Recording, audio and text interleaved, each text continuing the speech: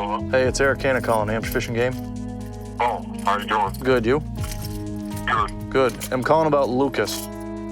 Oh, yeah, with the raccoons? Yeah. Down south in Hinsdale, Officer Eric Hannett responds to an anonymous tip about wild raccoons being kept illegally as pets. I don't condone, keeping animals like that, but if you're going to do it, don't be an idiot and post it on Facebook. What, did you just see it on there? You just... Yeah, I just been seeing it. People ask him, and he's like, yeah, they live with me, they sleep with me, I feed them, and I know that he said he had them from their babies. You're not allowed to have wild animals as pets in the state of New Hampshire. Most people don't know how to care for wild animals, and they can carry diseases that are potentially fatal to human beings. Do you know where he's living? I think he's living down in the trailer park in Hinsdale. Oh, he is? Okay. All right, well, again, I appreciate you calling. Take care. Bye. The complainant's given us enough information to kind of get started. He doesn't really know where he lives. He kind of knows roughly maybe where he lives, but I gotta find a physical address to be able to track this person down. Let me call Hinsdale PD too. Josh? Yeah. Hey, how's it going? Good, you? Not too bad. Hey, I don't know if you are familiar with this kid or if you can do some research. Maybe you got him in your system, but I'm looking for an address for a Lucas.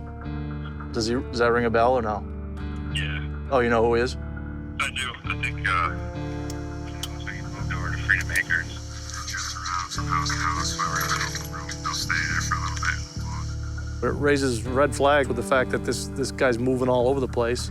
He's got some raccoons, so he kind of has them as pets. So if I can get to the house and get in contact this kid, I got to take those raccoons, and he's probably not going to be too happy about it. You know, if you aren't doing anything and you want to come over and give me a hand with that, that'll be all right with me. Yeah. All right, cool, thanks. Thank you. See ya. That's definitely a bonus to have somebody else there with me. If we get there to the house and he's like, no, I'm not telling you anything, I'm not letting you in, I'm not letting you do anything, I've got somebody there who can secure the scene. If I have to go and apply for the search warrant, we'll see what happens. It's anyone's guess what he's gonna do.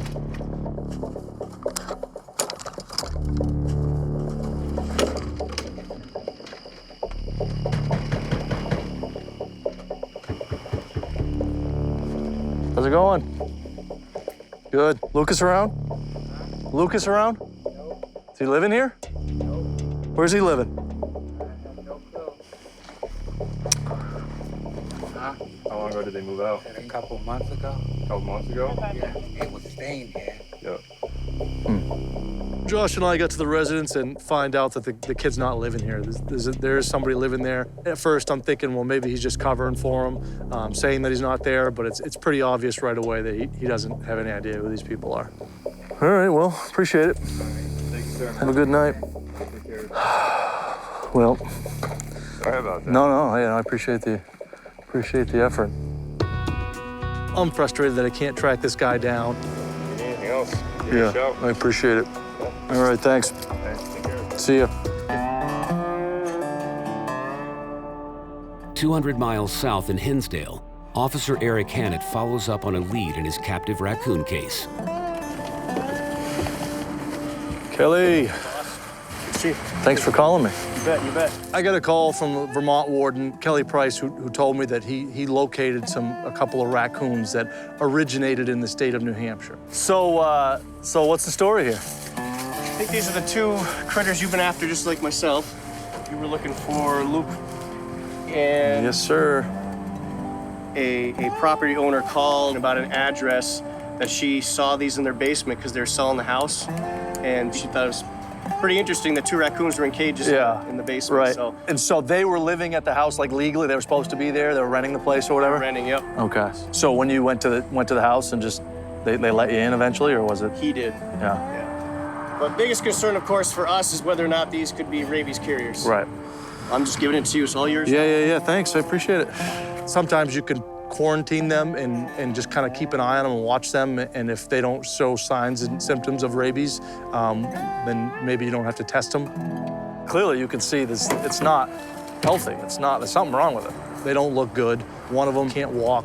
The other one has some issues with walking. It seems as though they've been cared for, but not well cared for. Appreciate it, Kelly. All right, be in touch. Yeah, absolutely. I'll let you know. All right, sounds Let good. you know how it works out. Thanks.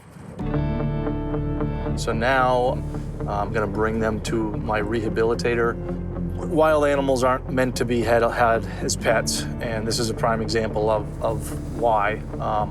You know, the cage that they're in is disgusting. It's filthy. You know, you watch them and they're just trying to get out of that cage, and you know they're wild animals. They want to be in the wild. Oh my God! A raccoon has escaped out of the cage. All right, not cool, guy. How'd you get out? I don't know how he got out. How's the cage is not open?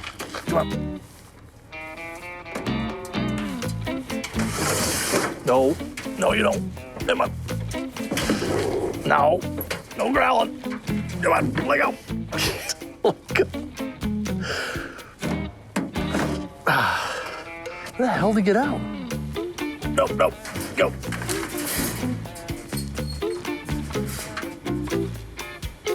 How'd you get out? He's strong. I didn't know they're that strong.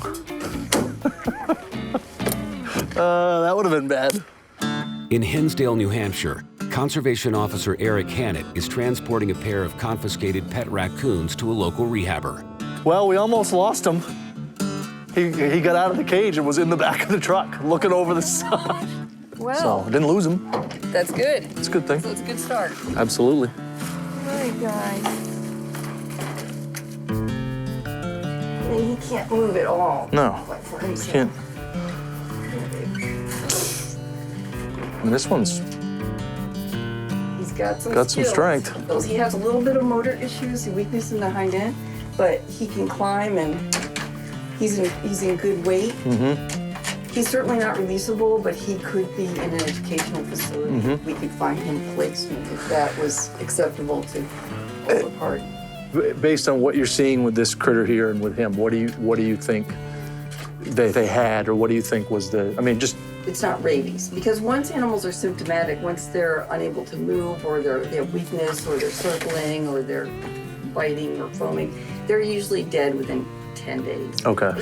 So these guys are probably distemper survivors. And that's very typical of distemper survivors, is when it does affect their brain, that they have that instability in the back. Their living conditions were not good. Those animals were not taken care of. It's stupid, it's selfish. Ultimately, it's not fair to the animals, and it's illegal. Appreciate you taking them off my hands for now. Continue. Yes, to be continued.